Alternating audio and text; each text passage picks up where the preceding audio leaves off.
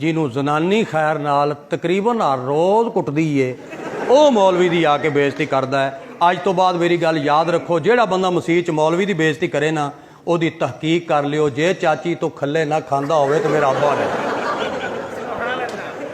ਕਿਉਂਕਿ ਇੱਜ਼ਤ ਵਾਲਾ ਬੰਦਾ ਇੱਜ਼ਤ ਵਾਲੇ ਬੰਦੇ ਦੀ ਬੇਇੱਜ਼ਤੀ ਕਰ ਨਹੀਂ ਸਕਦਾ। ਬੰਦਾ ਕਮੀਨਾ ਕਰਦਾ, ਇੱਜ਼ਤ ਵਾਲਾ ਤਾਂ ਇੱਜ਼ਤ ਤਕਸੀਮ ਕਰਦਾ। ਜਿਹੜਾ ਮੌਲਵੀ ਨੂੰ ਆਖੇ ਇਹ ਦੇਰ ਨਾਲ ਕਿਉਂ ਆਇਆ ਤੇ ਸਵੇਰ ਨਾਲ ਕਿਉਂ ਆਇਆ, ਸਮਝ ਲੈ ਕੇ ਇਹਦੀ ਲਿਟਰੇਸ਼ਨ ਹੋਈ ਹੈ ਤੇ ਉਹਨੂੰ ਤੂੰ ਕੁਝ ਨਾ, ਕਿਉਂਕਿ ਵਿਚਾਰਾ ਘਰੋਂ ਵੀ ਖੱਲੇ ਖਾ ਕੇ ਆਇਆ ਤੇ ਅੱਗੋਂ ਤੂੰ ਵੀ ਆਕੜ ਜਾਏ ਤੇ ਗਰੀਬ ਜਾਵੇ ਕਿਹੜਾ ਮਰ ਜਾਏਗਾ। ਕੋਈ ਗੱਲ ਨਹੀਂ, ਕੁਝ ਨਾ ਆਖ ਉਹਨੂੰ। ਮੌਲਵੀ ਦੀ ਤੋਹੀਨ ਕਦੀ ਇੱਜ਼ਤ ਵਾਲਾ ਬੰਦਾ ਨਹੀਂ ਕਰੇਗਾ, ਨਸਲੀ ਬੰਦਾ ਨਹੀਂ ਕਰੇਗਾ। ਜਿਹਦੇ ਜਿਸਮ ਵਿੱਚ ਚੰਗੇ ਮਾਂ ਬਾਪ ਦਾ ਖੂਨ ਹੈ ਆਲਮੇ ਦੀਨ ਦੀ ਤੋਹੀਨ ਨਹੀਂ ਕਰੇਗਾ। ਇਹ ਕੰਮ ਕਮੀਨਾ ਬੰਦਾ ਕਰੇਗਾ, ਭੈੜਾ ਬੰਦਾ ਕਰੇਗਾ, ਘਟੀਆ ਬੰਦਾ ਕਰੇਗਾ। ਬਾਕੀ ਮੌਲਾ ਮਾਂ ਨੂੰ ਇਹ ਕਹਾਂਗਾ, ਜਿਹੜੇ ਬਾਇਜ਼ਤ ਮੇਰੇ ਸਾਥੀ ਬੈਠੇ ਨੇ ਉਹਨਾਂ ਨੂੰ ਇਹ ਅਰਜ਼ ਕਰਾਂਗਾ ਕਿ ਜਦੋਂ ਤੁਸੀਂ ਨਮਾਜ਼ ਪੜ੍ਹਾਉਂਦੇ ਹੋ ਬਾਹਰ ਭਾਵੇਂ ਕੋਈ ਚਵਲਾਂ ਸ਼ਵਲਾਂ ਮਾਰਦਾ ਹੈ, ਮਗਰ ਤੇਰਾ ਸ਼ਾਨ ਅੱਲਾ ਕਿੰਨਾ ਬਣਾਇਆ। ਜਦੋਂ ਤੂੰ ਨਮਾਜ਼ ਪੜ੍ਹਨਾ ਜਿੱਥੇ ਤੇਰੇ ਪੈਰ ਹੁੰਦੇ ਨੇ ਤੇ ਪੂਰਾ ਮਹੱਲਾ ਤੇਰੇ ਪੈਰਾਂ ਵਿੱਚ ਮੁਹੰਮਦ ਦੇ ਰੱਬ ਨੇ ਕਿਵੇਂ ਝੁਕਾਇਆ। ਹਾਇਆ ਹਾਇਆ, ਇਹ ਮੰਜ਼ਰ ਕਦੀ ਵੇਖਿਆ ਹੀ? ਇਹਦੇ ਉੱਤੇ ਵੀ ਤੂੰ ਗੌਰ ਫਿਕਰ ਕਰ ਤੇ ਸੋਚ। ਮੇਰੀ ਬੜੀ ਪੁਰਾਣੀ ਤਕਰੀਰ ਦਾ ਜੁਮਲਾ ਜਵਾਨੀ ਵੇਲੇ ਵਾਲੀ ਦਾ। ਮੈਨੂੰ ਇੱਕ ਬੰਦਾ ਟੱਕਰਿਆ ਤੇ ਕਹਿਣ ਲੱਗਿਆ ਡੋਗਰ ਸਾਹਿਬ, ਮੈਂ ਕਿਹਾ ਬਿਸਮਿਲ੍ਲਾ ਕਰਾਂ। ਕਹਿਣ ਲੱਗਾ ਜੀ ਮਸੀਤ ਦਾ ਮੌਲਵੀ ਸਾਹਿਬ ਚਲੇ ਗਏ ਨੇ, ਤੁਰਨ ਫਿਰਨ ਵਾਲਾ ਬੰਦਾ ਹੈ, ਕੋਈ ਇਮਾਮ ਲੱਭ ਦੇ। ਇਮਾਮ ਬਿਲਕੁਲ ਮੇਰੀ ਤਰ੍ਹਾਂ ਪੜ੍ਹਿਆ ਲਿਖਿਆ ਸੀ, ਇਮਾਮ। ਮੈਂ ਕਿਹਾ ਜੀ ਬਿਲਕੁਲ ਇਮਾਮ ਲੱਭ ਕੇ ਦਿੰਦੇ ਹਾਂ ਤੇ ਇਹ ਫਰਮਾਓ। ਮੈਂ ਕਿਹਾ ਕਿਵੇਂ ਹੋਵੇ? ਹਾਫਜ਼ ਹੋਵੇ, ਹਾਫਜ਼। ਮੈਂ ਕਿਹਾ ਚਲੋ ਬਈ ਪੂਰਾ ਹਾਫਜ਼ ਹੋਵੇ, ਕਾਰੀ ਵੀ ਹੋਵੇ। ਅੱਛਾ ਵੀ ਕਾਰੀ ਵੀ ਹੋਵੇ, ਮਸਲੇ ਮੁਸਲੇ ਵੀ ਦੱਸੇ। ਅੱਛਾ ਜੀ ਮਸਲੇ ਦੱਸੇ, ਗੁਸਲ ਕਫਨ ਵੀ ਦੇ ਲਵੇ, ਗੁਸਲ ਕਫਨ ਵੀ ਦੇ ਲਵੇ। ਤਕਰੀਰ ਵੀ ਤੇਰੀ ਤਰ੍ਹਾਂ ਟਿਕਾ ਕੇ ਕਰੇ, ਤਕਰੀਰ ਵੀ ਟਿਕਾ ਕੇ ਕਰੇ। ਛੁੱਟੀ ਕੋਈ ਨਾ ਕਰੇ, ਅੱਛਾ ਜੀ ਛੁੱਟੀ ਵੀ ਕੋਈ ਨਾ ਕਰੇ।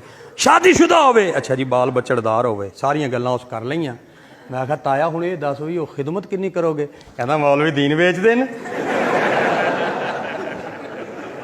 ਮੈਂ ਕਿਹਾ ਮੈਂ ਸਮਝ ਗਿਆ ਕਿ ਕੀ। ਮੈਂ ਕਿਹਾ ਤੂੰ ਇਸ ਤਰ੍ਹਾਂ ਕਰ, ਬਹਾਵਲਪੁਰੋਂ ਪਲਾਸਟਿਕ ਦਾ ਲੈ ਆ ਮੌਲਵੀ, ਉਹਦੇ ਵਿੱਚ ਫੂਕ ਭਰ ਲਈ ਤੇ ਜਦੋਂ ਨਮਾਜ਼ ਪੜ੍ਹੀ ਤੇ ਫੂਕ ਕਰਕੇ ਉਹਨੂੰ ਨੁੱਕਰ ਨਾਲ ਲਾ ਦਿੱਤਾ। ਉਹ ਤੈਨੂੰ ਵੱਢਣੋਂ ਬਤਕਾਂ ਹੈਂ, ਤੂੰ ਦੁਨੀਆ ਤੋਂ ਜਾਵੇਂ ਤੇ ਤੇਰੀਆਂ 7 ਜੁਮੇਰਾਤਾਂ ਤੇ ਤਕਰੀਰ ਮੇਰੀ ਹੋਵੇ, ਅੱਲਾ ਕਰੇ। ਤੈਨੂੰ ਹਯਾ ਨਹੀਂ ਆਂਦੀ? ਤੇਰੀ ਸੱਸ ਹੈ, ਸਾਡੀ ਕੋਈ ਨਹੀਂ। ਤੇਰੀ ਰਿਸ਼ਤੇਦਾਰੀ ਹੈ, ਸਾਡੀ ਕੋਈ ਨਹੀਂ। ਸਾਡੇ ਬੱਚੇ ਪੈਸੇ ਨਹੀਂ ਮੰਗਦੇ, ਨਹੀਂ ਅਸਾਂ ਕੀ ਖਾਂਦੇ ਆ, ਅਸਾਂ ਖਲ ਖਾਂਦੇ ਆ। ਉਹ ਬੰਦੇ ਦੇ ਪੁੱਤਰਾਂ ਵਾਲਾ ਕੰਮ ਕਰ, ਹੋਵੇ ਪੜ੍ਹਿਆ ਲਿਖਿਆ ਤੇ ਉਹਨੂੰ ਵਾਲਾ ਦੀਨ ਵੇਚਦੇ। ਇਸ ਵਾਸਤੇ ਸ਼ਫਕਤ ਕਰੋ ਤੇ ਮਿਹਰਬਾਨੀ ਕਰੋ, ਆਪਣੇ ਉਲਮਾ ਦੀ ਕਦਰ ਕਰੋ, ਉਲਮਾ ਦਾ ਇਹਤਰਾਮ ਕਰੋ। ਜ਼ਿੰਦਾ ਨੂੰ ਵੀ ਮੰਨੋ, ਮਰਨ ਤੋਂ ਬਾਅਦ ਜੋ ਮੰਨਣਾ ਹੈ, ਕੁਰਾਨ ਦੀ ਕਸਮ ਮਰਨ ਤੋਂ ਬਾਅਦ ਮੰਨਣਾ ਹੈ।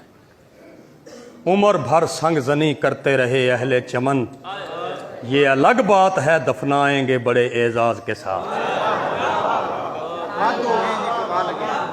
ਜਿਹੜੇ ਬਾਬਿਆਂ ਨੂੰ ਜ਼ਿੰਦਗੀ ਸਾਰੀ ਅਸੀਂ ਸੋਲੀ ਤੇ ਚੜਾਇਆ, ਤਕਲੀਫਾਂ ਦਿੱਤੀਆਂ ਨੇ, ਮਰਨ ਤੋਂ ਬਾਅਦ ਇਹਨਾਂ ਦੀਆਂ ਕਬਰਾਂ ਤੇ ਗੁੰਬਦ ਬਣਾਏ ਤੇ ਚਾਦਰਾਂ ਚੜਾਈਆਂ। ਕੀ ਮੰਨਿਆ ਤੇ ਫਿਰ ਕੀ ਮੰਨਿਆ ਸੋਹਣਿਆ? ਫਿਰ ਵੇਖਣ ਆਣਾ ਜ਼ਿੰਦਗੀ 'ਚ ਮੰਨ, ਕਿਸੇ ਵੇਲੇ ਜ਼ਿੰਦਗੀ ਵਿੱਚ ਵੀ ਪੈਰ ਚੁੰਮ। ਅੱਲਾ ਸਾਰੇ ਬਾਇਜ਼ਤ ਸਾਥੀਆਂ ਦੀ ਹਾਜ਼ਰੀ ਕਬੂਲ ਫਰਮਾਏ, ਤੁਹਾਡਾ ਸਾਰਿਆਂ ਦਾ ਆਣਾ ਕਬੂਲ ਫਰਮਾਏ। ਲਫ਼ਜ਼ 1 ਮਿੰਟ ਦਾ ਹੈ, ਮੰਨ ਲਓ ਭਲਾ ਤੇ ਨਾ ਮੰਨੋ ਭਲਾ।